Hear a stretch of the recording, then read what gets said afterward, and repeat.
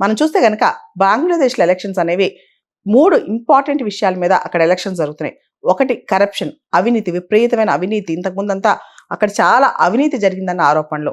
రెండో అంశం ఇన్‌ఫ్లేషన్, ద్రవ్యోల్బణం అన్నమాట. అక్కడ ఆర్థికపరమైన అనిశ్చితి చాలా ఉంది. మూడోది ఎకనామిక్ డెవలప్‌మెంట్. మనం చూస్తే గనక కోవిడ్ తర్వాత బంగ్లాదేశ్ కోలుకోలేకపోయిందన్నమాట. ఒకప్పుడు సౌత్ ఏషియాలో one of the good economic power అన్నమాట బంగ్లాదేశ్. ఇప్పుడు బంగ్లాదేశ్ ఆర్థిక పరిస్థితి చాలా చితికిపోయిందన్నమాట. మొన్నటి వరకు కూడా అమెరికా ఆంక్షలతో ఇంకా చితికిపోయిందన్నమాట. ఈ టైంలో ఇక్కడ ప్రత్యేకంగా చెప్పాలంటే అవామీ లీగ్ ఈ ఎన్నికల్లో పూర్తిగా బ్యాన్ చేసేశారు. అవామీ లీగ్ పార్టీ పైన చాలా నేరారోపణలు చేసి అవామీ లీగ్‌ని పూర్తి స్థాయిలో బ్యాన్ చేశారు. కాబట్టి అసలు ఈ ఎన్నికల్లో ఎవరు పాల్గొంటారు? ప్రజలు ఎలా ఓట్లేస్తారు? ఏ ప్రాతిపదిక మీద ఓట్లేస్తారు? ఇవన్నీ పక్కన పెడితే బంగ్లాదేశ్‌లో మైనారిటీస్ పైన అటాక్స్ కూడా బాగా పెరిగాయి గత సంవత్సరాల కాలం నుంచి. ఈ తరుణంలో బంగ్లాదేశ్ ఎన్నిక అనేది ఇండియా పైన కూడా ప్రభావం చూపిస్తుంది. ఇండియా కూడా దాన్ని చాలా జాగ్రత్తగా వాచ్ చేస్తుంది. ఇంటర్నేషనల్‌గా కూడా అనేక దేశాలు అసలు బంగ్లాదేశ్‌లో ప్రజాస్వామ్యం ఉంటుందా, నించుంటుందా అనే అనుమానాలు వ్యక్తం చేస్తున్నాయి.